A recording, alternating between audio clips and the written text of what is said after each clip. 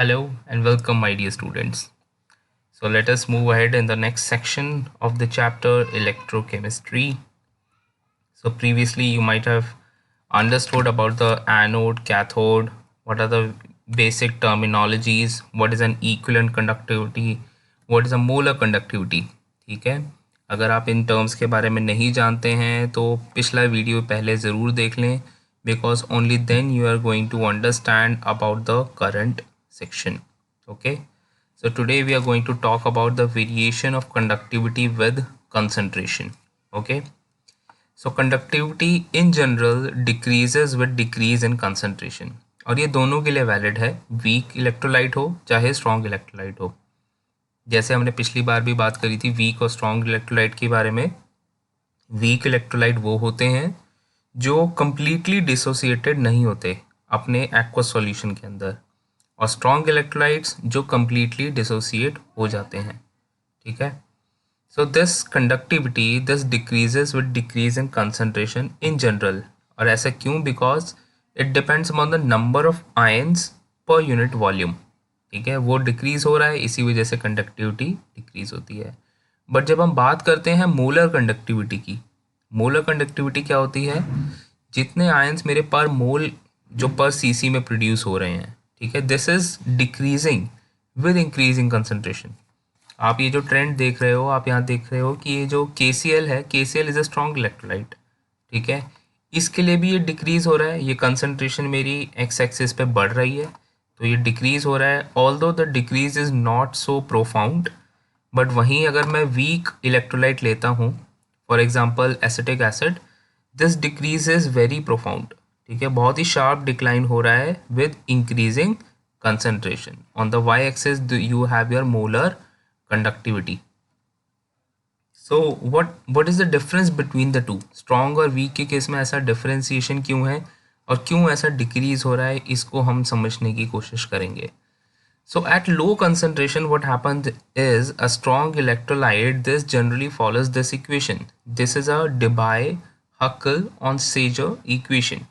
ये कहती है कि मेरी जो मोलर कंडक्टिविटी है at particular concentration, this is equals to the molar conductivity at infinite dilution which is sigma m nought. ठीक है, minus b to the b multiplied by under root c. So b is a specific constant, root c is the concentration. Okay, ये जो concentration का factor है, and this degree of dissociation at particular concentration C, ठीक है, this is equals to sigma m c by sigma m nought.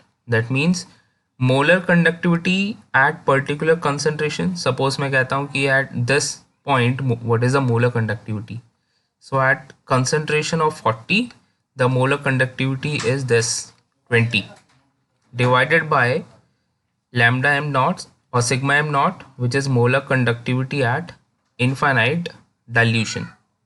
ठीक है, so this is your degree of dissociation at particular concentration C. तो पहली चीज यहाँ पे आती है, that is your Arrhenius theory of ionization. उसके मेन पोस्टुलेट्स क्या हैं कि कोई भी जो इलेक्ट्रोलाइट है जब भी वो एक्वस मीडियम में आएगा, it will undergo dissociation into their corresponding cations and anions. ठीक है, पहली बात, आप जब भी इलेक्ट्रोलाइट को ऐड करोगे, सॉल्यूशन में डालोगे, तो वो दोनों डिवीजन हो जाएगा कैटायन और एनायन के अंदर, and the total charge should be neutral. That means solution का जो चार्ज है पॉजिटिव या नेगेटिव नहीं होगा, वो हमेशा इलेक्ट्रिकल न्यूट्रलिटी मेंटेन करेगा. और वो कैसे? Because equal number of cations and anions will be produced. And the degree of dissociation, this is quite considerable even at moderate concentration. ठीक है, और जितना आप इसको डाइल्यूट करोगे, ठीक है, उतनी वो डिसोसिएट होना शुरू हो जाएगा. सपोज आपके पास कंसनट्रेटेड सॉल्यूशन है, आप जितना उसमें वाटर ऐड करते जाओगे तो उतना जो सॉल्ट अनडिसोसिएटेड होगा वीक इलेक्ट्रोलाइट के केस में, वो उतना डिसोसिएट होना शुरू हो जाएगा क्योंकि उसे और ज़्यादा स्पेस मिल रहा है. So higher degree of dissociation, you know this is a strong electrolyte. If you have a lower degree of dissociation, this must be a weak electrolyte. और अगर मॉडरेट कंसंट्रेशन है तो होगा क्या, चाहे वो स्ट्रॉन्ग हो या वीक हो, उनके बीच में एक इक्विलिब्रियम लाई करेगा, that some of them is in dissociated state Na plus and Cl minus. Some of them is in undissociated state which is NaCl. Alright. Then it further says the properties of electrolyte are the properties of ions. ठीक है, अगर NaCl है तो NaCl की property Na plus और Cl minus उनके अपने ions की वजह से है. ठीक है, that is a part of colligative properties. जैसे आपने सॉल्यूशंस के चैप्टर में भी कॉलिगेटिव प्रॉपर्टीज़ के बारे में पढ़ा होगा, वैन टॉप फैक्टर के बारे में पढ़ते हैं. तो वैन टॉप फैक्टर कहाँ से आया? बिकॉज वी अंडरस्टैंड दैट कि जब भी इलेक्ट्रोलाइट आप एक्वस सॉल्यूशन में डालोगे, it will furnish there corresponding ions, और जितने आयंस प्रोड्यूस होंगे आपकी प्रॉपर्टी उन आयंस पे डिपेंड करेगी, ना कि उनके अपने इलेक्ट्रोलाइट की आइडेंटिटी पे.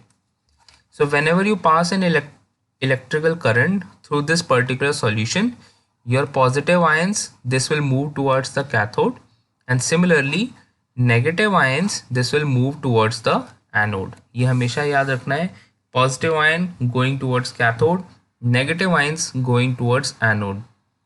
Cathode you have reduction, anode you have oxidation. Oxidation means loss of electrons, reduction means gain of electrons. Okay, so looking at the colligative property, ये क्या है पहले इसको समझ लेते हैं. जैसे हम वैन टॉप फैक्टर की बात करी हमने, so it is the observed value of colligative property divided by normal value of colligative property.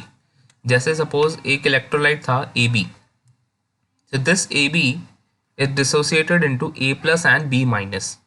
ठीक है, ये हमने सपोज कर लिया कि इक्विलिब्रियम में वो अपने कैटायंस और एनायंस में डिसोसिएट होगा. तो जब हमने उसको ऐड नहीं किया है before dissociation, it's concentration is unity AB, और कोई भी डिसोसिएट नहीं किया है तो it will concentration of A plus and B minus, this is 0.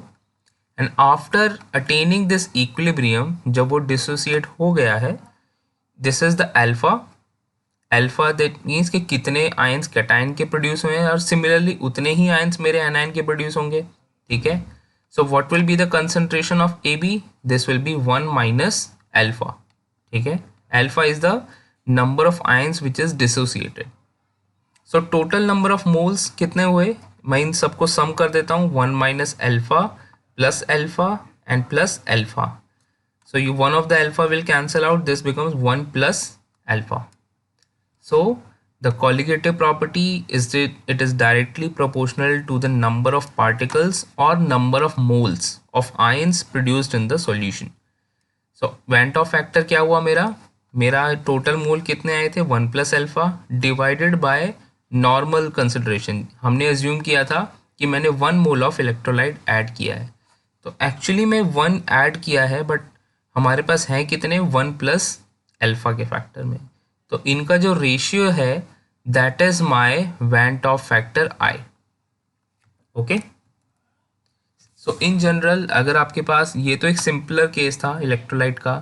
Suppose मेरे पास इलेक्ट्रोलाइट है of the type AXBY, so it will dissociate into X time A to the power Y plus Y time B to the power X minus.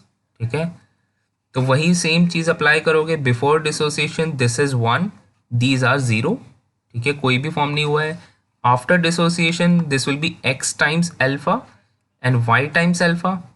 तो मेरे पास यहाँ पे क्या होगा, 1 minus alpha. तो टोटल कितना हुआ, 1 minus alpha plus X alpha plus Y alpha. ठीक है, तो अल्फा को अगर आप कॉमन ले लो, this becomes X plus Y. So we can use this X plus Y as N. N will be the total number of ions produced in the solution. अब यहाँ पे मेरा वैन टॉप फैक्टर क्या हो जाएगा, 1 plus alpha n minus 1 divided by 1. और simply इस 1 को अगर मैं ऊपर ले जाऊँ, we have 1 plus alpha n minus 1. तो 1 को आप वापस लेफ्ट हैंड साइड में लाओगे, that becomes I minus 1. So your alpha will be I minus 1 divided by n minus 1.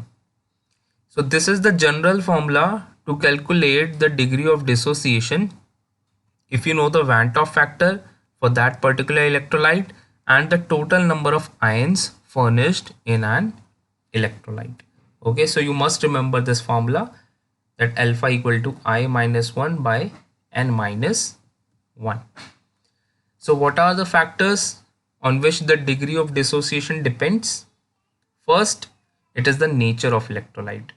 जितना ज़्यादा मेरा डाइलेक्ट्रिक कांस्टेंट होगा सॉल्वेंट का, ठीक है, डाइलेक्ट्रिक कांस्टेंट क्या होता है? It is the ability of the solvent to dissociate the electrolyte. तो डाइलेक्ट्रिक कांस्टेंट ज़्यादा होगा तो वो आयंस को एक दूसरे से दूर रखेगा. जितना दूर रखेगा there will be higher degree of dissociation of the electrolyte. Second, concentration. Concentration is, it is inversely proportional. जितनी कंसंट्रेशन में बढ़ाऊंगा उतना मेरा डिग्री ऑफ डिसोसिएशन कम होगा, क्योंकि आपस में इंटरमोलिकुलर फोर्सेस ज़्यादा एक्ट करेंगे. ओके. टेम्परेचर. टेम्परेचर आप बढ़ाते हो so greater degree of dissociation will be there. क्यों? क्योंकि ज़्यादा से ज़्यादा मॉलिक्यूल्स काइनेटिक एनर्जी एब्जॉर्ब करेंगे हायर टेम्परेचर पे, और वो एक दूसरे से स्प्लिट होके अलग अलग आयंस में कन्वर्ट हो जाएंगे. Okay. So now move ahead to our Oswald dilution law. For weak electrolytes, there exists an equilibrium between the ions and its undissociated state. ठीक है, फॉर वीक इलेक्ट्रोलाइट की बारे में बात कर रहे हैं, क्योंकि ये ऑसवाल्ड डाइल्यूशन लॉ आपको याद रखना है, dilution of weak electrolytes only. ठीक है, हम यहाँ स्ट्रॉन्ग इलेक्ट्रोलाइट्स के बारे में बात नहीं कर रहे हैं. So considering this a weak electrolyte, C moles of which has been dissolved per liter of solution, and let us assume that alpha is the degree of dissociation. ठीक है, तो मैंने एक जनरल इक्वेशन ली है. I have AB which is in equilibrium with its corresponding ions A plus and B minus. So initially we have C moles of AB and no ions are being produced, 0 0. After the equilibrium, C moles of alpha, C moles of C alpha is the concentration of A plus. Similarly C alpha is the concentration of B minus. तो मेरे पास AB की क्या concentration होगी? This will be C1 minus alpha. So applying the law of chemical equilibrium here, ठीक है, chemical equilibrium में क्या होगा? अगर आप law apply करोगे, your K, equilibrium constant K will be equal to concentration of A plus and B minus divided by concentration of AB. ठीक है, तो वो क्या है हमारी? C alpha into C alpha divided by C minus alpha, और simply C alpha square divided by 1 minus alpha. So this equilibrium constant K, it is also known as dissociation constant for that particular electrolyte. So in case of an acid, it is represented by Ka, capital K with a subscript A, and in case of a base, this dissociation constant is known as basicity constant, K with subscript B. So if alpha is very small, it can be neglected in the denominator. अगर ये alpha का factor बहुत छोटा है तो हम 1 minus alpha को negate कर सकते हैं, and simply K will be equal to C alpha square. So in that case, alpha will be equal to under root K by C. And using this, if V is the volumes in liters containing 1 gram mole of electrolyte, then C will be equal to 1 upon V. अगर मैं C की जगह 1 upon V रखता हूँ, so we can say alpha equal to under root K into V.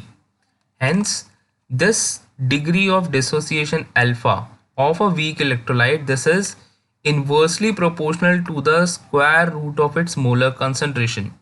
ठीक है, alpha जो है वो इन्वर्सली प्रोपोर्शनल है square root of its molar concentration, और directly proportional to the square root of volume which contains 1 mole of electrolyte. So this is what the Oswald dilution law is. Oswald dilution law simply ये कहता है कि आपका जो degree of dissociation alpha है weak electrolyte का, वो हमेशा इन्वर्सली प्रोपोर्शनल होगा अंडर रूट सी से, square root of molar concentration. ठीक है, इसलिए हमारा जो ट्रेंड है आप देखते हैं कंसंट्रेशन बढ़ती है तो डिसोसिएशन घट रही है, जिसकी वजह से हमारी मोलर कंडक्टिविटी भी घटती है. ठीक है, so that is what the Oswald dilution law says. So what are the limitations of Arrhenius theory here? पहली चीज़ ये, आर्हीनियस ने जो आयनाइजेशन की बात करी थी, जब भी हम पानी में इलेक्ट्रोलाइट को डालेंगे इट विल आयनाइज, ठीक है, ये आर्हीनियस थ्योरी ने कहा था. But X-ray studies it shows that many electrolytes reveals they are in ionize state even in their solid state. ठीक है, ऐसा ज़रूरी नहीं कि इलेक्ट्रोलाइट आप एक्वस में डालोगे तभी वो आयनाइज होंगे. XRD ये कहता है कि sodium chloride as a salt भी आयनाइज स्टेट में ही होगा. ठीक है, electrolytes like KCl, NaOH, although they are good conductors of electricity even in their molten state. ठीक है, ये molten state में भी अपने आयनाइज स्टेट में है, तभी तो वो गुड कंडक्टर्स हैं.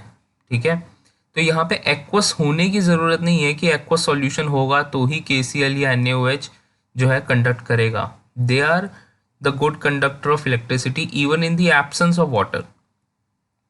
And this Ostwald dilution law it is based on the Arrhenius theory. ठीक है, which fails completely when it is applied to strong electrolytes. इसलिए हमेशा ऑसवाल्ड डाइल्यूशन लॉ की जब हम बात करते हैं तो वो हमेशा वीक इलेक्ट्रोलाइट्स की बात करते हैं, not of strong electrolytes. And this value of alpha, alpha क्या था हमारा? Degree of dissociation. So this obtain from freezing point depression and conductance measurement. They are in good agreement for univalent electrolytes. Simple electrolytes हैं like NaCl, KCl, NaOH. ठीक है, इनके case में अगर मैं फ्रीजिंग पॉइंट डिप्रेशन से calculate करता हूँ, ठीक है, या फिर कंडक्टेंस के थ्रू मेजर करता हूँ, ठीक है, ये दो डिफरेंट एक्सपेरिमेंट्स हैं जिसके थ्रू आप अल्फा को मेजर करते हो यूनिवेलेंट इलेक्ट्रोलाइट के लिए, तो वो वैलिड है. बट वहीं अगर हम बाईवैलेंट इलेक्ट्रोलाइट्स के लिए मेजर करते हैं तो वो वैलिड नहीं होता. ठीक है, for example magnesium sulphate, magnesium sulphate में वैलिड नहीं होगा because it will furnish Mg2+ and SO4 2-. ठीक है, तो यहाँ पे जो बाईवैलेंट स्टेट है वो हमारा ऑसवाल्ड डाइल्यूशन लॉ में इनवैलिड हो जा रहा है. ठीक है, so these are certain limitations of your Arrhenius theory. And this theory also assumes independent existence of ions and does not take into consider the interionic effects.